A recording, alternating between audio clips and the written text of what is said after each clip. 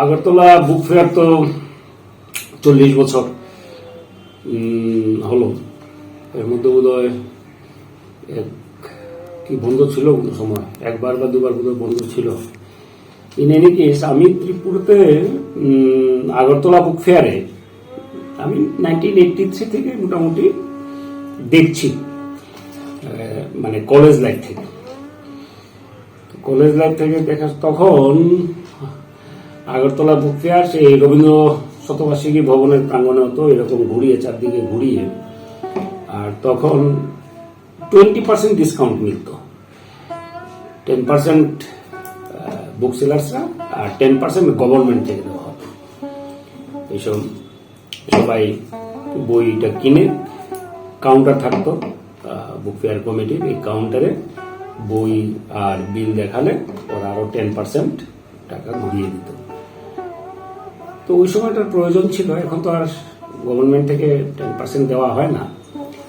তখন এটার প্রয়োজন ছিল এই কারণে যে এনকারেজ করার জন্য, যাতে বই কেনার অভ্যাসটা তৈরি হয়। প্রথম দিকে এটার প্রয়োজন ছিল, এখন আর সেই প্রয়োজনটা নেই।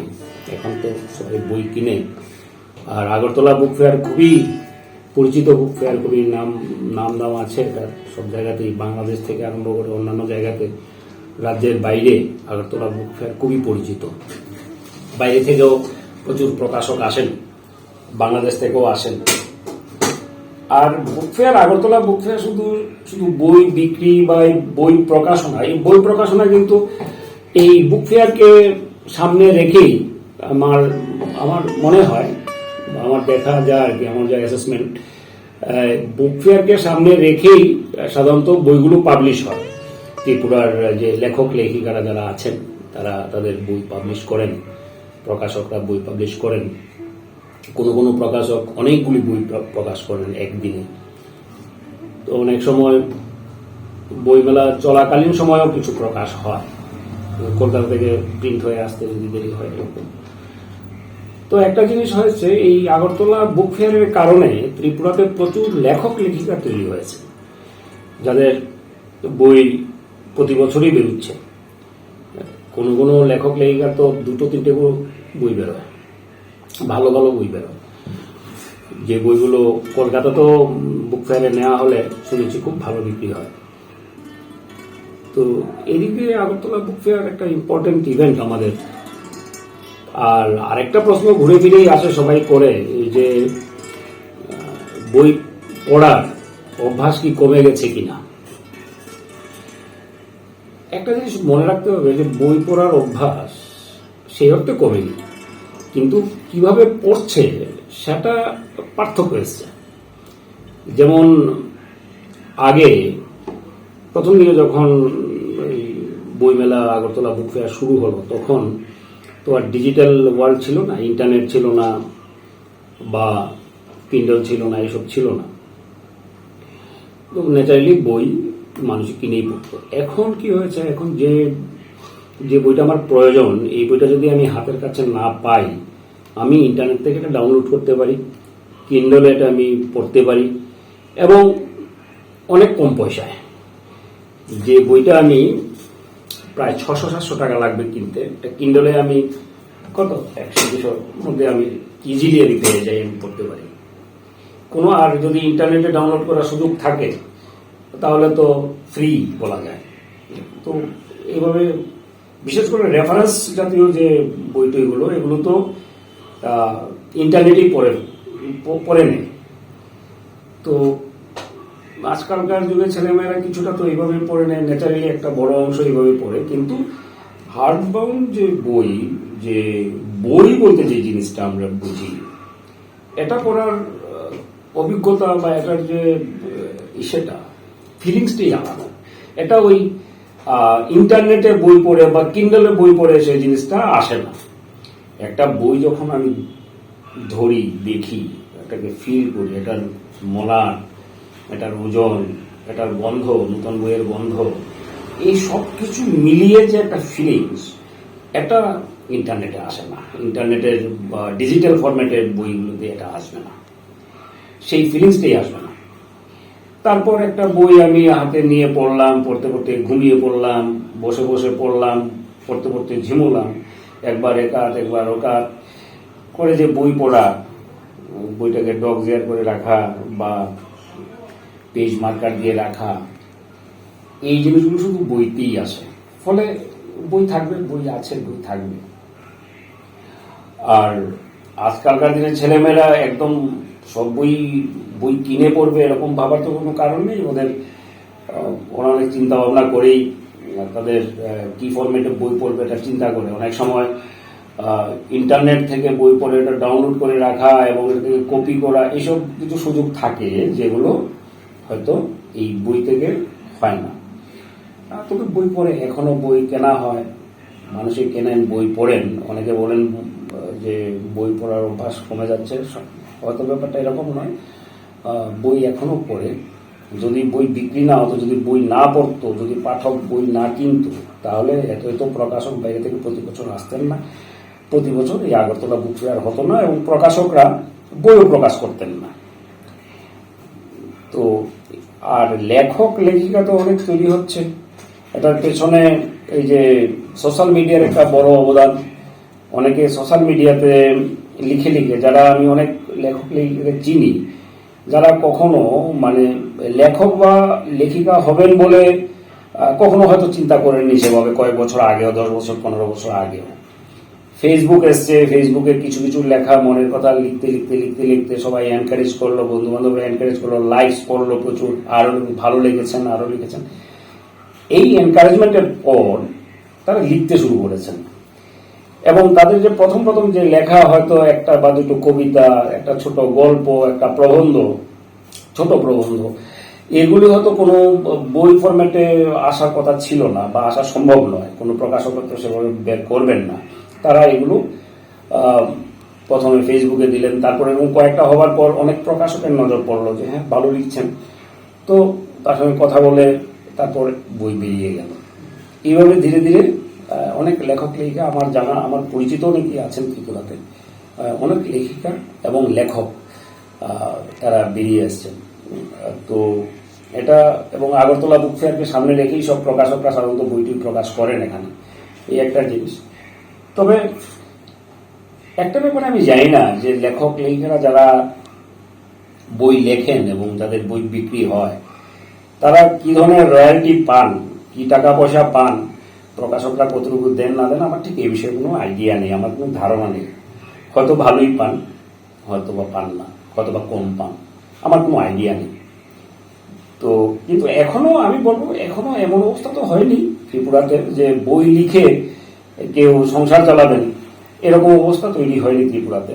প্রকাশকদের পক্ষেই কষ্টকর হয়ে দাঁড়ায় অনেক সময়, গভর্নমেন্টের যদি সে পারচেজ না থাকে তাহলে তাদের পক্ষেও অনেকটা কষ্টকর বলেই আমি শুনেছি। তো এখনো সেই পরিস্থিতি ত্রিপুরাতে আসেনি। ত্রিপুরা কেন, ভারতবর্ষে খুব কম জায়গাতেই কোনো বিশেষ বিশেষ বিখ্যাত প্রখ্যাত লেখক ছাড়া বই লিখে সংসার চালানো বা রোজগার, একটা পার্মানেন্ট রোজগারের ব্যবস্থা করাটা প্রায় অসম্ভব, ত্রিপুরাতে হয়ে ওঠেনি এখনো। হ্যাঁ, এটা আমি বলতে পারি। তো তারপরেও আগরতলা বুক ফেয়ার প্রতি বছরই আসে, আমরা অপেক্ষা করে থাকি। বুক ফেয়ার এলে সন্ধ্যার সময় আর কিছু হোক না হোক, যাবো না করেও বুক ফেয়ারের দিকে পাটা চলে, ওই দিকেই চলে যাই আমরা সবাই। প্রথম শহরের মধ্যে ছিল, প্রথমে সেই রবীন্দ্র শতবার্ষিকী, তারপর চিলড্রেন্স পার্ক, তারপর উমাকান্ত একাডেমি, এখন হাঁপানিয়াতে বড় পরিসরে হচ্ছে। অনেক কিছু নতুন নতুন এডিশন হচ্ছে, সিসিটিভি ক্যামেরা আসছে, তারপর এখন লাইভ টেলিকাস্ট হচ্ছে, নানা ধরনের আলোচনা, গান বাজনা, সংস্কৃতি, এই যে সাংস্কৃতিক কাজকর্ম, এগুলো চলছে। বাইরে থেকে টিম আসছে, কালচারাল টিমস, ট্রুপসগুলি আসছে, কাজ তারা পারফর্ম করছেন। তো আগরতলা বুক ফেয়ার একটা খুবই গুরুত্বপূর্ণ একটা ইভেন্ট আমাদের ত্রিপুরা আগরতলা শহরে, এবং এটা প্রতি বছরই হচ্ছে এবং প্রতি বছর হবে, এবং আরো বেশি বেশি করে লোক ইনভলভ হবেন, আরো বেশি বেশি পাঠক যাবেন, ক্রেতা যাবেন, বা পাঠক ক্রেতা ছাড়াও সাধারণ মানুষও যাবেন, যারা হয়তো বইটা কিনছেন না বা বসে দাঁড়িয়ে বইটা দেখছেন না, কিন্তু ভালো লাগছে, সেই ভালো লাগার কারণেই তারা যাবেন, এই আশাবাদী।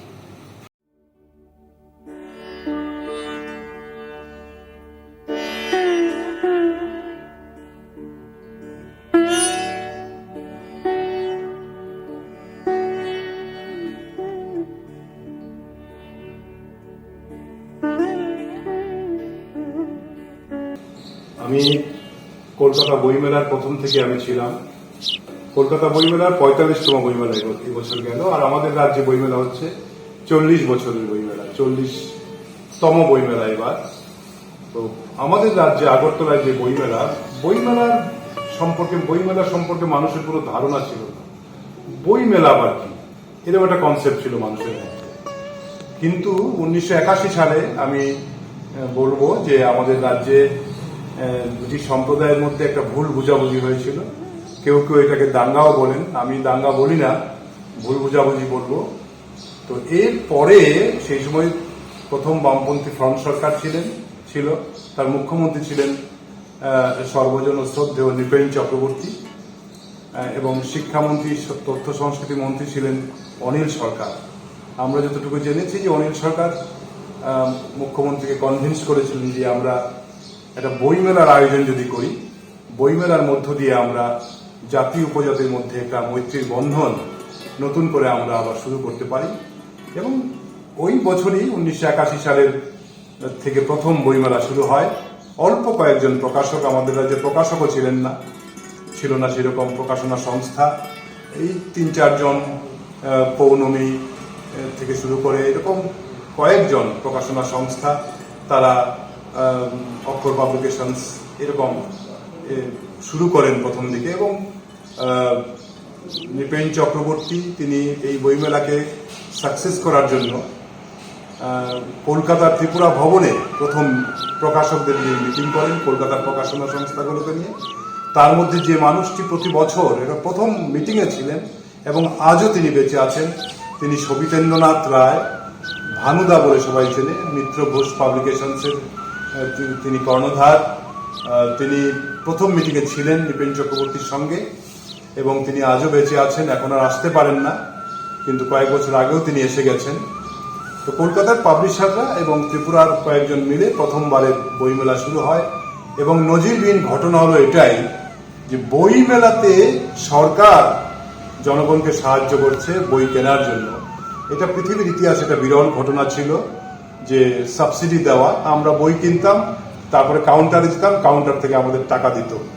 এটা একটা দারুণ আকর্ষণ ছিল, এটা আর কোথাও ছিল না, পশ্চিমবাংলা না কোথাও এরকম ঘটনা। প্রকাশকরা কিছু কিছু সাবসিডি দেন, ঠিক আছে, কিন্তু সরকার বই কিনলে সরকার উল্টো টাকা দেবেন এরকম ঘটনা কিন্তু ছিল না।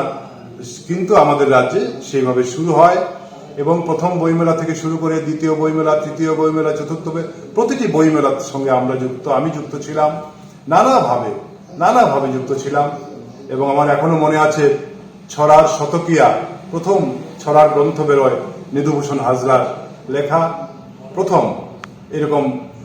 আজকে তো আমাদের রাজ্যে এখন যা শুনেছি, আজকে এই বছর আমাদের তো প্রকাশনা সংস্থা বাড়তে বাড়তে প্রায় 35-36টা প্রকাশনা সংস্থা হয়েছে এবং যা দেখছি যে 500-র বেশি, 500-এর বেশি টাইটেল এবছর প্রকাশিত হচ্ছে আমাদের এই বইমেলা থেকে। আমরা কদিন আগে কলকাতা বইমেলা শেষ করলাম, এর আগে 31 দিনের চেতনার বইমেলা, 21-এর বইমেলা শেষ হলো ঢাকায়, এবং চট্টগ্রামে, শিলিগুড়িতে সব জায়গায় বইমেলা শেষ হয়েছে এবং চলছে। এখন আমাদের এই সমস্ত বইমেলাগুলোতে যাওয়ার সুযোগ হয়, বিশেষ করে চেতনার বইমেলা যে 21-এর বইমেলা, সেখানেও আমাদের যাওয়ার সুযোগ হয়। আর কলকাতার বইমেলাকে এখন অনেকেই কর্পোরেট মেলা বলেন, আমি যদি এর সঙ্গে একমত নই, তবুও কলকাতার বইমেলার বিশালত্ব আমাদেরকে ভীষণভাবে ভাবায় যে এত বড় বইমেলা কলকাতার বইমেলা। যাই হোক, এর মধ্যেও আমাদের আগরতলার যে বইমেলা, এটাকে আমরা মননের মেলা বলি, মেধার মেলা বলি, আমাদের চিন্তনের মেলা বলি। আমাদের মানব সভ্যতার ক্রমবিকাশের সবচেয়ে বড় উৎসব যদি কিছু থাকে, সেটা হচ্ছে গ্রন্থমেলা, সেটা হচ্ছে বইমেলা, বই উৎসব।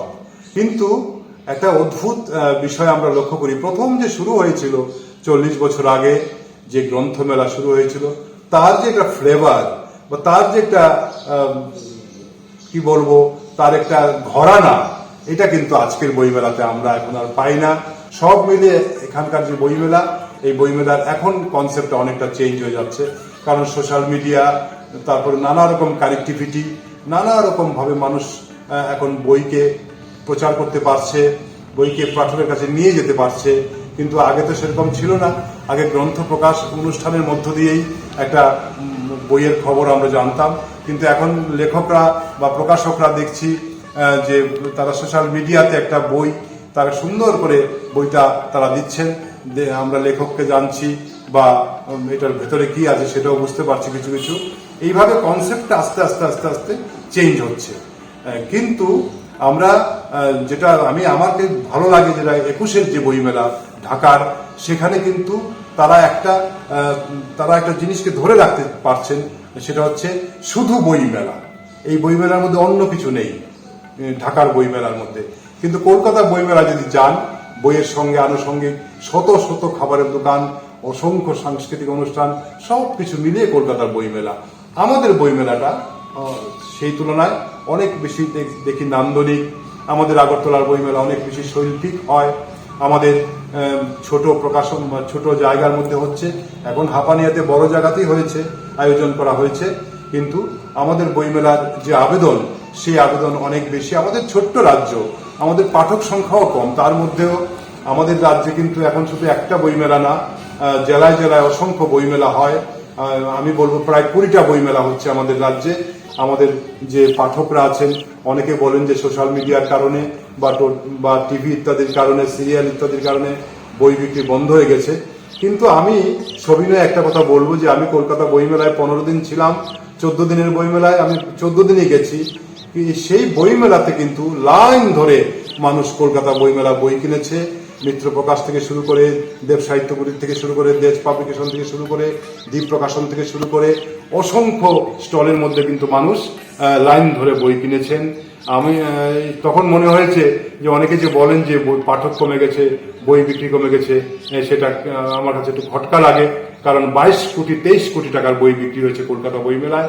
আমরা আশা করছি আমাদের রাজ্যে 1 কোটি টাকার বই বিক্রি হবে, এটা মানে একটা ধারণা করছে আর কি। তো যাই হোক, এখন আঙ্গিক তো চেঞ্জ হচ্ছে, বইয়েরও এখন আঙ্গিক চেঞ্জ হচ্ছে। এখন ই বুক এসে গেছে, হয়তো কাগজের বই থাকবে না, আর 100 বছর পরে হয়তো কাগজই পাওয়া যাবে না, সেইভাবে কাগজের বই করা যাবে না। যে মেটেরিয়ালস লাগে বই করতে, সেই বই করা যাবে না। তার আঙ্গিক চেঞ্জ হবে, ফর্ম চেঞ্জ হবে। বই মেলারও কিন্তু আঙ্গিক চেঞ্জ হচ্ছে, ফর্ম চেঞ্জ হচ্ছে।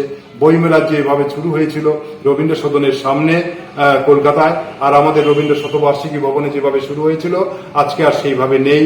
বইমেলার অনেক আঙ্গিক বেড়ে গেছে, অনেক কলেবর বেড়েছে। সব মিলিয়ে এখনকার বইমেলা একটা জমজমাট বইমেলা হবে বলে আমি বিশ্বাস করি। আমরা করোনার এই যে দীর্ঘ প্রায় ধরুন 24 মাস 25 মাসের পর আমাদের একটা বিপর্যয় গেছে, তারপরে এই বইমেলা নিয়ে আমরা অত্যন্ত উৎসাহ দেখাবেন না, এবং যারা আমরা লেখালেখি করি আমরাও কিন্তু উৎসাহ পাবো না, আমরা সেভাবে রয়্যালিটিও পাবো না। তো সেই জন্য আমি পাঠকদের বলবো, প্রয়োজনীয় বই, সাহিত্যের বই, কবিতার বই, উপন্যাস থেকে শুরু করে প্রবন্ধ সাহিত্য, যত রকম নাটকের বই থেকে শুরু করে সব বই আপনারা দেখুন, স্টলে স্টলে কি বই আছে, এবং বই কেনায় সবাইকে উৎসাহিত করুন, যাতে আমাদের এই মননের মেলা, আমাদের এই চিন্তনের মেলা, আমাদের এই মেধার মেলা যেন অত্যন্ত সফল হয়, এবং আমাদের রাজ্যের সম্মান, আমাদের রাজ্যের মর্যাদা যেন এই উপমহাদেশে আরো বেড়ে যায়। এই হচ্ছে আমার অনুভব।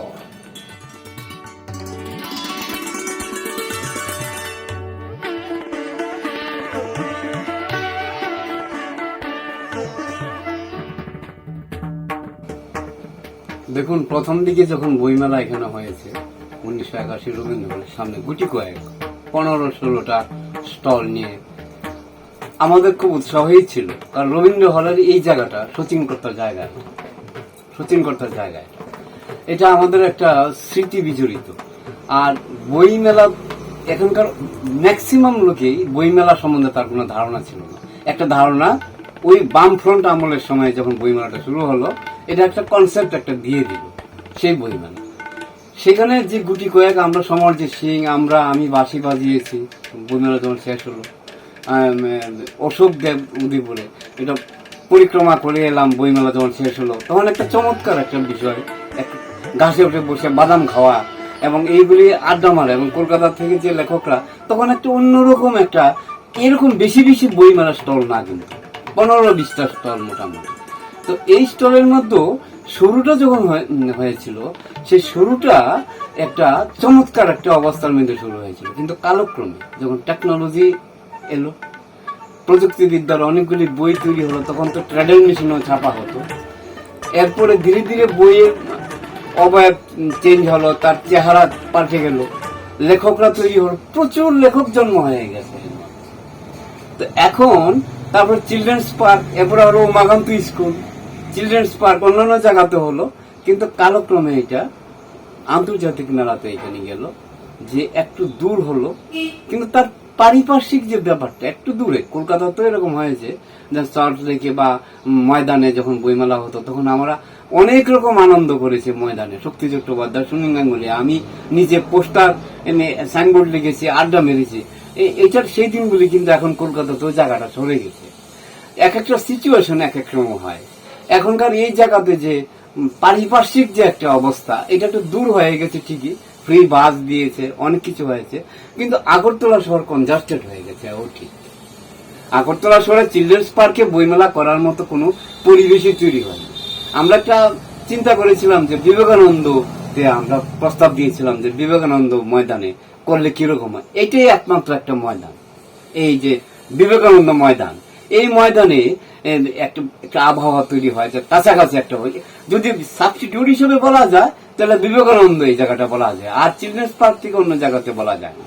বইমেলার যে কলেবর বৃদ্ধি এবং যে কনজাস্টের যে অবস্থা, এবং বই লেখা, বই পড়া, অনেক তরুণরা বেড়ে গেছে এখন আগের থেকে, অনেক লেখক বেড়ে গেছে। বইমেলার জন্য কিছু লেখক তৈরি হয়েছে, এও ঠিক। আবার কিছু গায়ক, ফোক গায়ক তৈরি হয়েছে, বইমেলার দিকে তাকিয়ে থাকে কখন বইমেলা হবে। এরকম কিছু গায়ক, বাদক এরকম তৈরি হয়েছে। শিল্প সংস্কৃতির একটা ধীরে ধীরে এটা কলেবর বৃদ্ধি হচ্ছে। হ্যাঁ, কিন্তু বামফ্রন্ট সরকার যখন একটা দাঙ্গা গেল, এই দাঙ্গার পরবর্তী মানুষের একটা জায়গায় সচেতনতা করার জন্য এই বইমেলাটা খুব জরুরি ছিল সেই রবীন্দ্র হলে সেই সময়। এটাও ঠিক, কিন্তু আমরা ভ্রাতৃঘাতী এই দাঙ্গাটা আমরা চাইনি। মানুষ হত্যা আমরা চাই না। পৃথিবীতে আমরা শান্তির আমরা পারাবত উড়াতে চাই। তো এখনকার এই বইমেলাতে একটু সিচুয়েশন তৈরি হয়েছে, টেকনোলজি উন্নতি হয়েছে, গাড়ি বেড়েছে, স্কুটার বাইক বেড়েছে, মানুষের অনেক কিছু বেড়েছে, কিন্তু ভিড়ও ওই রকম কনজাস্টেড একটা এরিয়াতে ভিড়টা বেশি দেখা যায়। কিন্তু এখানেও ভিড় হচ্ছে না যে তা না। পাশে একটা লেকের মতন আছে, জিনিসের পারিপার্শ্বিক চেতনা দিক দিয়ে, সবুজ অবস্থার দিক দিয়ে জিনিসটা মন্দ নয়, আমার মনে হয় মন্দ নয় খুব একটা জায়গাটা। কিন্তু কালক্রমে এখানে আন্তর্জাতিক মেলা যাই হোক, কিন্তু বই মেলায় একটা স্থায়িত্ব এখানে একটা করার জন্য, যেহেতু স্টলগুলি তৈরি হয়ে আছে, আগের থেকে তৈরি হয়েছে। এবার যেমন ফ্রি দেওয়া হয়েছে, গতবার ফ্রি দেওয়া হয়েছে, স্টল দিয়ে কোনো রেজিস্ট্রেশন, কোনো ফি নেওয়া হয়নি। এটা একটা বিরাট একটা বাড়তি সুবিধা হয়েছে পাবলিশারের জন্য। পাবলিশারের জন্য এরকম আমি আর শুনিনি যে এরকম সব ফ্রি, বাস ফ্রি, সব ফ্রি। কিন্তু লেখার মানও বেড়েছে।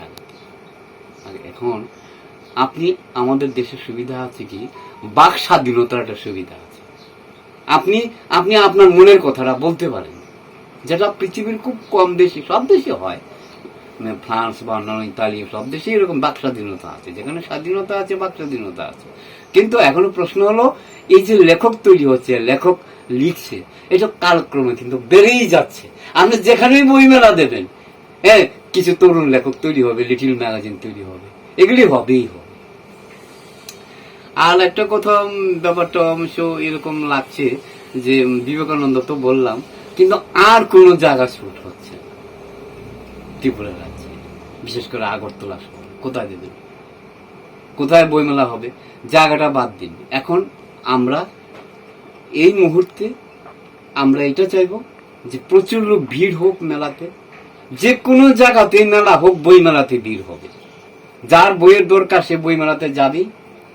এবং আমি তো বললাম বিবেকানন্দর এই জায়গাটার একটা অদ্ভুত একটা আমেজ, একটা অদ্ভুত একটা চেহারা তৈরি, যদি কাছাকাছি করা বলতে মানে আমাকে অনেকে বলেছে, আমি বলেছি, আমি লিখেছি ও কাগজে, যে বিবেকানন্দ এই যে বিবেকানন্দ যে নাইটটা হবে এখন যেখানে যে জায়গাটা, এই জায়গাটা ছাড়া এই জায়গাটাই এখন আপাতত ঠিক আছে, কারণ চিলড্রেন্স পার্ক উমাকান্ত একটি স্কুল এগুলিতে পারে, এগুলি স্কুল থেকে বাধাও থাকতে পারে, পড়াশোনা এডুকেশন একটা বিরাট ব্যাপার আছে। তো বইমেলাতে যারা লেখকদের সঙ্গে তৈরি হচ্ছে, যারা বিখ্যাত লেখকরা আছে, তারা আগে একরকম আসতেন, সন্দীপন এসেছিলেন, সুনীল গাঙ্গুলি এসেছিলেন, তারপরে বাংলাদেশের বিখ্যাত লেখক এবং লেখিকারা এসেছিলেন, প্রত্যেকের সঙ্গে যোগাযোগ হয়েছে, কিন্তু বইমেলাতে তারা আরো করে আসছে। শক্তি চট্টোপাধ্যায়, সুনীল গাঙ্গুলির কথা তো বললামই, বহু কবিরা, শ্যামলকান্তি দাস, তরুণ কবি অনর্গ কথা বলে গেছে, আড্ডা মেরে গেছে। কাজে বইমেলার যে প্রাঞ্জলতা, বইমেলার যে সৌন্দর্য বিস্তার, এটা কিন্তু খামতি হলে চলবে না। বাঁশের বাঁশি আমার নিয়ে দিয়েছে, বাঁশি বেজিয়েছি হাত তালি দিয়ে, করতাল দিয়ে, বইমেলার শেষে রবীন্দ্র হলটা ঘুরে ঘুরে, এটা গেল।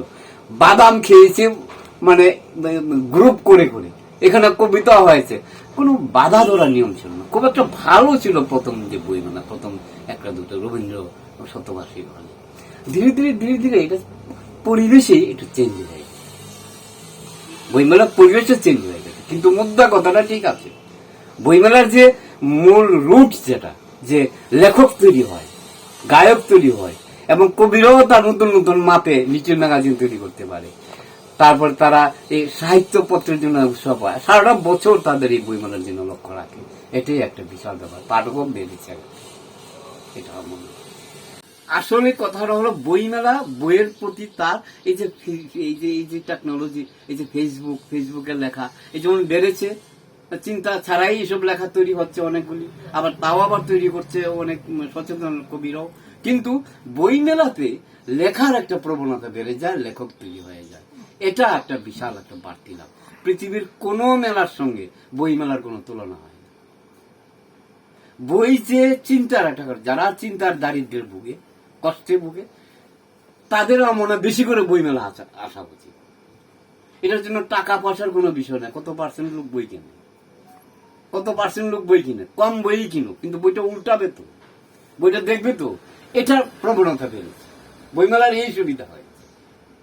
বামফ্রন্ট সরকার এসে আমলে বইমেলাটা, আমরা দাঙ্গা ভাবটা ভোলার জন্য আমাদের মানসিকতার একটা দারুণ একটা উজ্জীবিত অবস্থায় ছিল, সেটাকে ধারাবাহিকভাবে বইমেলা চলতে থাকুক এই রাজ্যে, আগামীতে চলতে থাকুক। আমি অরাজনৈতিক ভাবেই বলছি কথাটা, রাজনৈতিক ভাবে বলছি না। লেখকের চিন্তার স্বাধীনতা থাকতে হবে, পাঠকেরও চিন্তার স্বাধীনতা থাকতে হবে। লেখক পাঠক এক জায়গায় থাকলে আমাদের সামাজিক বিপ্লবের অনেক সুবিধা হয়, সামাজিক চিন্তা ভাবনার দৌড়টা বেড়ে যায়, এবং মনে সাহস বাড়ে, মনের অতটা খাদ্য আছে সে, আর বই সস্তাও পাওয়া যায়। বই একটু দাম বেড়েছে ঠিকই, কিন্তু আর তখন একটা ব্যাপার ছিল, ওইটা ভুলে গেছি, 10% সরকার দিত, আবার 10% ওটা লাইন হতো, রাতে 10টা 11টা অব্দি আমরা খুব মজা করেছি। তখন লিখে গভর্নমেন্টে 10% তো দিত পাবলিশাররা, আবার সরকারের তরফ থেকে 10%, এই টাকাটা খুব মজা লাগতো, আমাদের খুব ভালো লাগতো।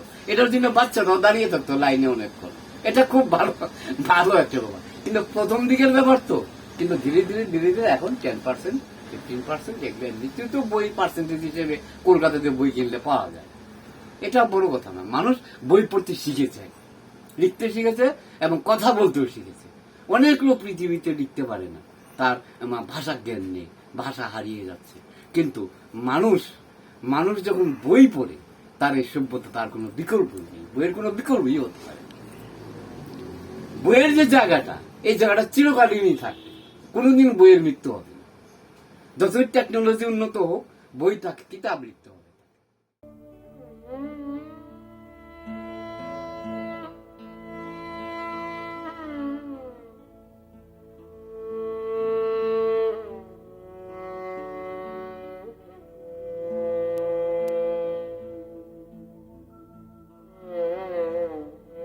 আসলে সেকালের বইমেলা নিয়ে কথা বলতে গেলে সেটা আমাদের ফিরে যেতে হয় অনেক দূরে 1981 সালে, যেমন আগরতলায় রবীন্দ্র ভবনের সেই ওই পুরনো রবীন্দ্র ভবন, সেই স্মৃতি এখন আমাদের কাছে একদম পরিষ্কার জলজল করছে। চারদিকে রবীন্দ্র ভবনটাকে বেশ করে চারদিকে বইমেলাটা হতো, খুব অল্প সংখ্যক প্রকাশক দিয়ে প্রথমবার বইমেলা শুরু হয়। আর আমি একটু নস্টালজিক হয়ে যাই এই কারণে যে প্রথম বইমেলা থেকেই কোনো না কোনোভাবে জড়িত ছিলাম। তখন হয়তো আমি আজকের যে প্রকাশনার আমাদের যে ধারভার সেটা ছিল না, কিন্তু একজন তরুণ নূতন প্রকাশক হিসেবে ওই বছরই হয়তো বা আমাদের আত্মপ্রকাশ ঘটেছিল। এবং ওই বইমেলা যদি না হতো আমি হয়তো প্রকাশনা না করে অন্য একটা কিছু করতাম, হয়তো মাস্টারি করতাম বা অন্য ব্যবসা করতাম ইত্যাদি, সেটা যে অন্য ইতিহাস। কিন্তু ওই বইমেলায় আসলে প্রথমবার বইমেলায় এমন কিছু ব্যক্তিত্ব এসেছিলেন যেটা পরবর্তী মেলাগুলোতে আস্তে আস্তে আস্তে আস্তে এসছেন, আরো অনেক বছর 5, 7, 10 বছর এসছেন। কিন্তু তখনকার যেটা ছিল, যেমন বিভাস ভট্টাচার্য, আমরা সবাই কবি সুকান্ত ভট্টাচার্যের নাম জানি, ওনার ভাই বিভাস ভট্টাচার্য আসতেন। অচ্যুতানন্দ পুঁথিপত্রের এটা বিখ্যাত স্টলওয়ার্ড পাবলিকেশন লাইনের, মিত্র ঘোষের সবিদেন্দ্রনাথ রায়, সেই আমাদের বিশাল লেখক যার ছাড়া আমাদের বাংলা সাহিত্য এখন বলি আমরা হয় না, সুনীল গঙ্গোপাধ্যায় এসেছিলেন। তারপরে নিমাই ভট্টাচার্য ঘুরে বেড়াতেন, সাদা ধবধবে চুল। হ্যাঁ, এটা নিমাই ভট্টাচার্য যখন মাঠে ঘুরে বেড়াতেন তখন আমাদের মধ্যে অন্যরকম, তারা তো আমাদের স্বপ্নের আইডল ছিলেন। প্রকাশকরা সবাই আসতেন, বড় প্রকাশক দে সুধাংশু শেখর দে আসতেন, আনন্দের বাদল বসু, তিনি না সরাসরি না এলেও আনন্দ পাবলিশার্স বইমেলায় এসছে, এটা অন্য ব্যাপার ছিল। আনন্দের বই তখন আগরতলা শহরে অ্যাভেলেবল ছিল না, আরো বহু বই, সেটা 10 দিনের মেলা ছিল। আর ওই মেলাতেই ত্রিপুরায় প্রথম, আরেকটুখানি আমাদের যেটা বলতে হয়, সেই মেলা যেভাবে শুরু হয়েছিল তার আগে আমাদের একটা অসম্ভব একটা দুর্যোগপূর্ণ ছিল ত্রিপুরার আবহাওয়া। 1980 সালের সেই দগদগে ঘা নিয়ে আমরা বইমেলাটা শুরু করি। সেখানে কবি মন্ত্রী আমরা তাকে বলি, অনিল সরকার, তিনি এমন দিন বাদ নেই তিনি বইমেলায় আসতেন না। মাঠে সবুজ ঘাস বসে বাদাম খেতেন, কবি সাহিত্যিকরা তাকে ঘিরে ধরতেন, এই লেখক পাঠকরা এবং কচি কাঁচা শিশুরা বই নিয়ে বসে থাকতো মাঠে। সেই দৃশ্য আমাদের সবাই এখন আমরা দেখছি। তারা ওই ছোট ছোট শিশুরা কিন্তু আজকে প্রায় প্রবীণের খাতায় নাম লিখিয়েছে। 1981 সালে যে 10, 12, 15 বছরের যে যুবকটি ছিল সে কিন্তু আজ 60-70 বছরের প্রায় আমরা বলি বয়স্ক মানুষ। ওই যে স্মৃতির যে আস্তে আস্তে আস্তে আস্তে চলে গেল। আর যে বইমেলাকে নিয়ে আমরা গর্ব করি সবসময়, ত্রিপুরার আগরতলার বইমেলাকে নিয়ে, ওই বইমেলাতেই মানুষকে বই পড়ার জন্য, বইমুখী করার জন্য, পাঠক রুচি বাড়ানোর জন্য যারা মেলার উদ্যোক্তা ছিলেন, ত্রিপুরা সরকার, তথ্য দপ্তর মিলিয়ে তারা যা বিক্রেতারা ডিসকাউন্ট দিতেন 10% ধরুন, আমরা 10%ই দিতাম, আর ওই 10% ক্যাশ ভর্তুকি দিতেন। এটা পৃথিবীর ইতিহাসে শুনেছি পরবর্তী সময়ে, আর দ্বিতীয় কোনো উদাহরণ নেই। কিন্তু এবং ওইটার জন্যেই কিছু মানুষ ছিলেন এবং সেটা লাইন দিয়ে বই কিনে মেমোটা দেখিয়ে সে টাকাটা নিতে হতো। তো সেটা একটা অদ্ভুত একটা আন্তরিকতা, আবেগ কাজ করত। একটা মানুষ এটার জন্য অপেক্ষা করতেন সারা বছর ধরে, কখন আবার সেই বইমেলাটা আসবে। এখন সেকালের বইমেলার সঙ্গে যদি বর্তমানের তুলনা করতে হয়, ওই জিনিসটা কিন্তু এখন আর নেই। তারপর আরেকটা জিনিস, এই সময়টাকে বলা হয় তথ্য প্রযুক্তির যুগ। 1981 সালে যখন আগরতলা বইমেলা হয় তখন কিন্তু ইন্টারনেটের ছিলই না বলা যায়, কম্পিউটার ছিল না, টিভি ছিল না। আমার যদ্দূর মনে পড়ে 1982 সালে আমাদের ইন্ডিয়াতে তখন খুব সম্ভবত রাজীব গান্ধী প্রধানমন্ত্রী ছিলেন। তিনি সাম পিত্রোদা, একজন তথ্য প্রযুক্তির স্টলওয়ার্ড, তার সঙ্গে দেখা হয়েছিল আমেরিকায়, সহপাঠী দুজন, তিনি তখন প্রধানমন্ত্রী, বলেছিলেন ভারতবর্ষকে তথ্য প্রযুক্তি দিয়ে আমরা যদি উন্নত করতে চাই, আদার্স ওয়ার্ল্ড পৃথিবীর সঙ্গে যুক্ত করতে চাই, তাহলে ওই জায়গাটাতে উন্নত করতে হবে। এবং সেই বছর ছিল এশিয়ান গেমস, এশিয়াড হয়েছিল ইন্ডিয়াতে, এবং ওই সময় ফার্স্ট আমরা টিভি দেখি, এবং হয়তো একটা পাড়াতে একটা টিভি ছিল, একটা ক্লাবে একটা ছিল, ওইভাবে এসছি। কিন্তু আজকে আমাদের যে বললাম 1981 আর 2022 বা 2020, এই সময়টার মধ্যে আমাদের কি হয়েছে, এমন সব জিনিস আমরা হাতের কাছে পেয়ে গেছি। আমরা জন্ম নিচ্ছি রিমোট হাতে নিয়ে, হ্যাঁ, একেবারে কচিকাচা শিশুটি পর্যন্ত কিন্ডেলে যদি যায় সে হাজার হাজার বইয়ের খবর পেয়ে যাচ্ছে। এবং আমরা বলছি আজকে মুদ্রিত বইয়ের আমরা যে প্রকাশ করি, ইবুক নয়, সেই বইয়ের কদর কমে যাচ্ছে, মানুষ বই কম পড়ছে, মানুষের নেশা চলে যাচ্ছে মোবাইলের দিকে, অ্যান্ড্রয়েড মোবাইলে, টিভিতে, নানাভাবে। আর আমার ব্যক্তিগতভাবে যদি আপনি প্রশ্ন করেন যে ওই কালের সঙ্গে এই কালের কি ডিফারেন্স, সেটা আমি বলবো ওই কালে আমরা অনেক বেশি কম ম্যাচিওর ছিলাম এদের বয়সের তুলনায়। আমরা এত কিছু জানতাম না, আমরা হয়তো বই পড়তাম, লাইব্রেরিতে যেতাম, আমাদের জ্ঞানটা ছিল তখন সীমিত। আজকালকার শিশুরা 10-12 বছর, 15 বছর বা 18 বছরের যুবক যুবতীরা অনেক বেশি তারা ইন্টেলিজেন্ট, তারা অনেক বেশি এখন তর্কের খাতিরে আমি বলতে পারি তারা বই কম পড়ে। এটা কিন্তু একটা বিতর্কের বিষয়, এটা নিয়ে দীর্ঘ আলোচনা হতে পারে।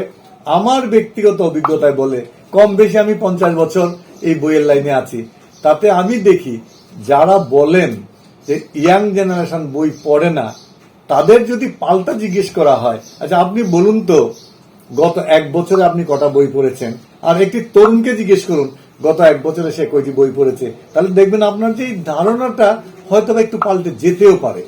কেননা তরুণ প্রজন্ম বই পড়ে, মুদ্রিত বই পড়ে, ইন্টারনেটে বই দেখছে, তারা মোবাইলে বই পাচ্ছে, তারা বইয়ের খবর পাচ্ছে অনেক বেশি। কারণ আগে রবীন্দ্রনাথ ঠাকুরের বই বা শরৎচন্দ্রের বই, বঙ্কিমচন্দ্রের বই প্রচারের ছিল না, বইটা বেরুলে পরে মানুষ জানতো। আর আজকালকার দিনে একটা প্রিভিউ নামে একটা শব্দ চলে এসে বইটা বেরোনোর অনেক আগেই সেটা পাঠকের কাছে সেটা পৌঁছে যাচ্ছে। যে আমরা আমাদের দেশের যারা এখন বর্তমানে লেখক, আমি যদি অরুন্ধতী রায়ের কথা বলি, বা আমরা যদি বাইরে সালমান রুশদির কথা বলি, বা আমাদের দেশে চেতন ভগতের কথা বলি, বাংলা সাহিত্যের তরুণ সরঞ্জিৎ চক্রবর্তীর কথা বলি, প্রচেত গুপ্তের কথা বলি, তাদের কি বই বেরুবে সেটা কিন্তু আমরা 6 মাস 1 বছর আগেই জেনে যাচ্ছি যে এই বইটা বাজারে আসতে চাইছে। তাহলে পাঠক রুচিটা কিন্তু তৈরি হয়ে যায়, আগে কিন্তু সেটা ছিল না। সেটা যার ফলে আমার যে বইটা বেরুতো, যে বইটাকে আমি খোঁজ খবর করে আনতাম, বইমেলাও ছিল না, আমাকে হয় কলকাতা দৌড়াতে হতো বা ঢাকা বা দিল্লির কোথাও থেকে। কিন্তু এখন কিন্তু আমার বইটা আমি যদি ফ্লিপকার্ট এবং Amazon.com এর সঙ্গে আমার একটুখানি এইটার অ্যাক্সেস আমার জানা থাকে, আমার ঘরে বইটা ডেলিভারি হয়ে চলে আসছে। তো আমি একটা স্টল থেকে, একটা কাউন্টার থেকে কটা বই কিনলাম, সেটা দিয়ে কিন্তু একটা পাঠক রুচি বিচার করা যাবে না। বইমেলা থেকে কটা বই কিনলাম সেটা বিচার করা হবে না, বিচার করা হবে তার সঙ্গে, ওই পাঠকের সঙ্গে যদি আমি ডাইরেক্ট ইন্টারেক্ট করি, ভাই তুমি কি বই পড়েছো বা আপনি কি বই পড়েছেন, তাতে দেখা যাবে আমরা কিন্তু আলোচনায় বেশি দূর অগ্রসর হতে পারবো না, সে অনেক বেশি জানে আমার চেয়ে। তো এই জায়গাটা কিন্তু সে কাল আর এই কালের সঙ্গে মূল পার্থক্যটা হলো আমাদের মেজাজ, মানসিকতা এবং তাদেরকে অ্যাকসেপ্টেবিলিটির উপরে, যে মানুষ কত বই পড়ে বা সেকালের সঙ্গে এই কালের তুলনাটা পুরোটা। আমাকে যদি আপনি বলেন যে রসগোল্লার মাংসের মধ্যে তুলনা করুন, করা যাবে?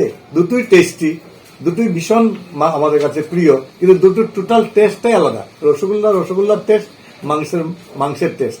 ঠিক সেই রকমই সেকালের বইমেলার মেজাজ, পাঠকের মেজাজ, তাদের রুচি, তাদের চিন্তা ভাবনা, আর বর্তমান পাঠকের রুচি, চিন্তা ভাবনা, মানসিকতা, তাদের অ্যাপ্রোচ, এখন শব্দটা এসে ওইখানে বডি ল্যাঙ্গুয়েজ, এটা কিন্তু আজকে থেকে 40 বছর আগে ছিল না। এই শব্দটা আমরা নতুন শুনেছি, আমরা ইভেন্ট ম্যানেজমেন্ট নতুন শুনেছি। এগুলো ওই সময়ে আমরা যখন ছোট ছিলাম, আমরা আমাদের চেয়ে যারা আরো এজেড ছিলেন ওই 81 সালে, তারাও কিন্তু এই টার্মগুলি শোনেননি। যার ফলে কি হয়েছে, আমাদের অ্যামিউজমেন্ট বলুন, রিক্রিয়েশন বলুন, আমাদের সময় কাটানোর কথা বলুন, সবটাই ছিল বই কেন্দ্রিক আর সঙ্গীত, এই দুটো মেইন। আর চলচ্চিত্র, যারা সিনেমা প্রেমী তারা সিনেমা দেখতেন, কিন্তু এখন সিনেমাটা টিভিতে দেখা যায়, মোবাইলে দেখা যায়, আর এদের হাতে সময় খুব কম।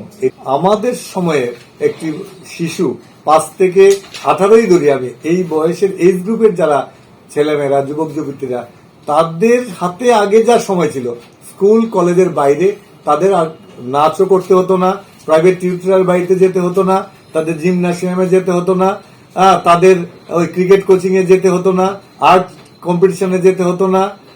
তাদের ছিল স্কুল থেকে বাড়ি এসেই গুল্লা মাঠে দৌড়াও, একটুখানি ব্যাগটা রেখে একটু কিছু খেয়েই টিফিন নিয়ে যেতে হতো না স্কুলে। এখন টিফিন না নিলে নট অ্যালাউড। তারপর ইউনিফর্মের কোনো বালাই ছিল না, আমি কি জুতো পরে যাব তার বালাই ছিল না। আমি উদ্দাম, আমি বিন্দাস আমি স্কুলে যেতাম, এসেই চান টান করে এবং লাফ দিয়ে, আমার মনে আছে পুকুরে চান করতাম, এবং কে কত বেশি শীতের দিনে হোক গরমের দিনে হোক, মানে পুকুর পাড় থেকে লাফ দিয়ে জলে পড়তে পারবে, এগুলো কি এখন আছে? ডাঙ্গুলি নেই, হাডুডুডু নেই, গুল্লাসুট নেই। এখন টোটাল আমাদের যে জীবনযাত্রাটা পাল্টে গেছে, ওই জীবনযাত্রার সঙ্গে পাল্টানোর সঙ্গে সঙ্গে আমাদের বর্তমান যে বইমেলার যে মেজাজ সেটাও পাল্টে গেছে। এবং সেখানে মানুষ আগে কোনোদিন ভেবেছি রবীন্দ্র ভবনে গেলে পরে সেখানে একটা ফুড পার্ক থাকবে, আর সেখানে একটা অন্য পার্ক থাকবে, এইখানে অল্প বয়সের ছেলেমেয়েরা ব্যাপক হারে তারা বই না কিনে আড্ডা দেবে। এই মেজাজ বাদাম বিক্রেতা ঘুরে বেড়াতো, আমরা বাদাম কিনে মাঠে বসে পড়তাম, সেখানে কবিতা পাঠ হতো ইত্যাদি। এখন এগুলো এখনো হয়, কিন্তু এটা অন্য মেজাজে হয়। এখন যতটা না মানুষ বই কেনে তার চেয়ে বেশি খাওয়া দাওয়ার আকর্ষণটা বেশি থাকে। এটা অপ্রিয় শোনালেও সেটা বাস্তব। আর যারা বই কেনার তারা ঠিকই বই কেনেন, আগের চেয়ে বেশি বই পড়েন, আগের চেয়ে বেশি খোঁজ খবর রাখেন, না হলে আমরা পিছিয়ে যাব। হ্যাঁ, যে কেউ এটা কোথাও একটা বিজ্ঞাপন আছে পড়তে হয়, না হলে পিছিয়ে পড়তে হয়। ঠিক এরকম বইমেলায় যেতে হয়, বই কিনতে হয়, বইয়ের খোঁজ খবর নিতে হয়, না হলে আমরা পিছিয়ে যাব। আর সেকালের সঙ্গে এই কালের মূল পার্থক্যটাই হলো টেকনোলজি। টেকনোলজি আমাদের কাছে একটা ব্যারিয়ার হয়ে দাঁড়িয়েছে, এবং সেটা আমরা আস্তে আস্তে আবার ফিরেও যাচ্ছি। যেমন এনসাইক্লোপিডিয়া ব্রিটানিকা কেনার জন্য আগে 1 বছর আগে থেকে ফান্ড তৈরি করতাম আমরা, যে এটার 34 ভলিউম আমাকে কিনতেই হবে, রবীন্দ্র রচনাবলী আমাকে কিনতেই হবে। টোটাল বাজেটে একটা থাকতো, বাড়িতে একটা না থাকলে আমাদের আভিজাত্য ধরা পড়ে না। কিন্তু এখন সেটা কেউ কেনে না, কেননা সেটা ডিজিটাল ফর্মে পাওয়া যায় এনসাইক্লোপিডিয়া। এবং এরা ব্রিটানিকা আপডেট করে প্রতি বছর, আমাকে কিনতে হবে না। ব্রিটানিকা আমি ওই সাইটটা সাবস্ক্রাইব করলে এটা পেয়ে যাব প্রতি বছর, সেটা আপডেট হচ্ছে। কিন্তু ওরা ছাপে না, প্রিন্টেড এডিশন বন্ধ। যে পৃথিবীর 1 নম্বর ডেইলি পেপার ছিল সেটা মুদ্রণ বন্ধ, কেননা এটা তারা বলছে যে পরিবেশ দূষিত হয়। কারণ যে ইনগ্রেডিয়েন্ট পত্রিকা ছাপানোর সেই কাগজ তৈরি করতে হলে পরিবেশের উপর এফেক্ট হয়, গাছ কাটতে হয়, তাতে আমাদের ন্যাচারাল যে আমরা বলি পলিউশন সেটা অনেক বেশি। কারণ আমরা পরিবেশটাকে রক্ষা করতে গেলে আমাদের গাছের দরকার, আমাদের ন্যাচারাল যে গ্রিনারি গুলো আছে সেগুলো রক্ষা করা দরকার। এখানে বহু জায়গাতে কাগজ উৎপাদন বন্ধ, র মেটেরিয়ালস হলো এগুলো। তো ন্যাচারালি পাঠক কমে গেছে, মানুষ বই পড়ে না, এগুলো গাল গল্প। আর পাঠক 2-1 কথা আমি বলি, আপনারা দেখেছেন চরিলাম থেকে একটি লোক হেঁটে চলে আসতেন 1981 সাল থেকে, ওনার নাম রঞ্জিত দেবনাথ। এই ধোলা পাজামা পরে এবং ওনার মানে একটা পড়তেন, শার্ট পরতেন, এটা মানে বই পকেটটা অনুযায়ী তিনি বানাতেন, পাজামার 2টো পকেট এবং শার্টের পকেট, তাতে অনেক বই ঢোকানো যায়। এবং তিনি বই কিনে, যারা বই কিনতে পারত না, প্রত্যন্ত গ্রামে চরিলামের একদম মানে উপজাতি অঞ্চলে বই তিনি বিলি করতেন। এবং তিনি ছিলেন পেশায় একজন পত্রিকার হকার, কিন্তু দৈনিক সংবাদ, সেনদন ইত্যাদি পত্রিকা কিনে বিক্রি করতেন। কিন্তু তা দিয়ে যা আয় করতেন সেটাতে তিনি গ্রামের মানুষ যাতে শিক্ষিত হয় এই কাজটা করতেন। তাকে আমরা হারিয়েছি, কোভিড তাকে ছিনিয়ে নিয়ে গেছে। কুমুদ সাহা নামে একজন আছেন, ওনার আসল বাড়ি খোয়াই। তিনি বইমেলায় কি করতেন, 2-3 বার আসতেন।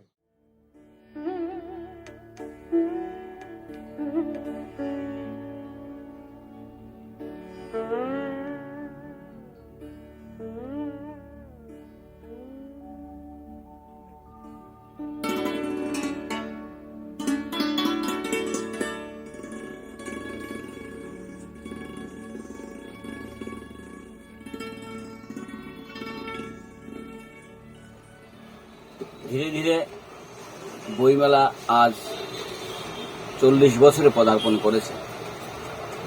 এই 40 বছরের মধ্য দিয়ে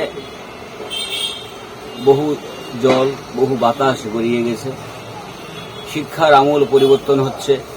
সেই 1981 সাল থেকে রাজ্যের একসময় যখন ঘোরতর অমাবস্যার তমশিকা রাজ্যে পরিবেশিত ছিল, সেই তৎকালীন মুখ্যমন্ত্রী সদ্য নৃপেন চক্রবর্তী মহোদয়ের উদ্যোগে 1981 সনে রবীন্দ্র শতবার্ষিকী ভবনের বইমেলার শুরু হয় আগরতলার প্রথম যাত্রা।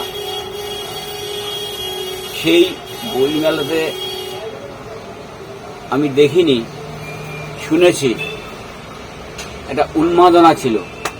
বই আবার মেলা কি করে হয়, কিন্তু যদিও রাজ্যের বাইরে বিশ্বের বিভিন্ন জায়গায় বইমেলা তার আগে হয়েছে, কিন্তু আগরতলাতে প্রথম শিক্ষিত সমাজ, বইয়ের পাঠক সমাজ একটা উদ্বেগ ছিল, বইমেলা কি, বইমেলা কি, বইমেলা কিরকম। সেই বইমেলা বিশ্বের বিখ্যাত প্রখ্যাত সাহিত্যিকের মাধ্যমে বইমেলা উন্মোচন হয় এবং রবীন্দ্র শতবার্ষিকী ভবনের আম্রকুঞ্জের পাশেই ছিল ভর্তুকি কাউন্টার। সরকারি উদ্যোগে সেখানে ক্রেতা সাধারণকে উৎসাহ দেওয়ার জন্য সরকারি তহবিল থেকে 10% ছাড় দেওয়া হতো, মানে ভর্তুকি দেওয়া হতো, এবং ক্রেতা প্রকাশক বিক্রেতা এবং ক্রেতা সমাজ, প্রকাশক সমাজ 10% তথা 20% একটা ভর্তুকি ছিল। এবং তখন দেখা যেত বই কেনার পরে সরকারি উদ্যোগেই রসিদ বই ছাপিয়ে দিতেন প্রত্যেকটা কাউন্টারে কাউন্টারে। আমরা সেখান থেকে কাউন্টার থেকে, সরকারি কাউন্টার থেকে রসিদ বই আনতাম। আমরা এখন যে দোকানে যে মেমোগুলি আমরা ইস্যু করি, তখন সেই মেমো কিন্তু ইস্যু করা হতো না, সরকারি উদ্যোগেই রসিদ ছাপানো হতো। সেই রসিদগুলোকে আমরা এই বইয়ের নাম লিখতাম। আর তার যে কাউন্টার ফয়েল ছিল 3টি ভাগ ছিল, 2টি ভাগ অফিসে জমা দেওয়া হতো, একটা তারা রেখে দিতেন 10% ভর্তুকি দিয়ে, আর একটা পাঠক সমাজ, ক্রেতা সমাজ পেতেন। এইভাবে ধীরে ধীরে বইমেলার পত্তন মানে বাড়তে লাগলো। আমরা দেখেছি তার কয়েক বছর পরেই রবীন্দ্র ভবনের চারিদিকে বাইরেও প্রচুর স্টল দিতে হয়েছে, এত চাহিদা বেড়ে গেছে। সেই চাহিদাকে ক্রমবর্ধমান যখন বাড়তে লাগলো, রবীন্দ্র পরিসরে হওয়া সম্ভব হচ্ছে না স্থান সংকুলন, তাই পার্শ্ববর্তী চিলড্রেন পার্ক তথা শিশু উদ্যানে বইমেলাকে স্থানান্তর করা হলো। সেখানেও ব্যাপক উন্মাদনার মধ্য দিয়ে রাজ্যের এবং বহিরাজ্যের সাহিত্যিক, গবেষক, অনুসন্ধিৎসু পাঠকের বিশাল একটা মেলবন্ধন দেখা গেল। এই বইমেলা শুধু মেলা নয়, এই বইমেলা রাজ্যের একটি সার্বজনীন মেলা। মানুষ মুখিয়ে থাকে একটি বছর কখন বইমেলা আসবে। সেই বইমেলাকে পরবর্তী সময়ে রাজ্যের মহকুমা ভিত্তিক স্তরে নেওয়ার যে প্রয়াস, সেটাও ক্রমবর্ধমান মানুষের চাহিদাকে পূরণ করতে লাগলো এবং মানুষের চাহিদা যেন আরো বাড়তে লাগলো। আমি বর্তমান তথা সাম্প্রতিককালের কথা বলছি। বিগত 2 বছর অতি মহামারীর কারণে বিশ্বের সমস্ত অর্থনৈতিক সেক্টরগুলি যেমন ক্ষতিগ্রস্ত হয়েছে, তার চাইতে বেশি ক্ষতিগ্রস্ত হয়েছে শিক্ষা সমাজ, প্রকাশনা সমাজ, মুদ্রণ সমাজ, পুস্তক বিক্রেতা সমাজ। আগরতলার বইমেলাকে সম্প্রসারিত হওয়ার ফলে শিশু উদ্যানে টেকনিক্যাল সমস্যা দেখা দেওয়ায় পার্শ্ববর্তী উমাকান্ত একাডেমিতে স্থানান্তর হয়। সেখানেও কয়েক বছর করার পরে 2019-এ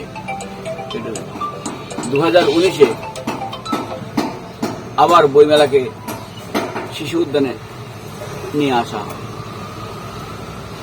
মানুষের ক্রমবর্ধমান চাহিদায় আরো দেখা দিল স্টলের ব্যাপক প্রবণতা, আরো চাহিদা, আরো চাই, আরো চাই। রাজ্য সরকার, নতুন যে রাজ্য সরকার এসছেন, সেই রাজ্য সরকার বইমেলাকে আরো বৃহত্তর পরিসরে নেওয়ার সাপেক্ষে হাপানিয়া স্থিত আন্তর্জাতিক যে মেলা প্রাঙ্গণ আছে সেখানে স্থানান্তর করলেন 2020-তে। আমাদের প্রত্যেকের একটা আশঙ্কা ছিল যে বইমেলা কেমন হবে, এত দূরে কি করে হবে।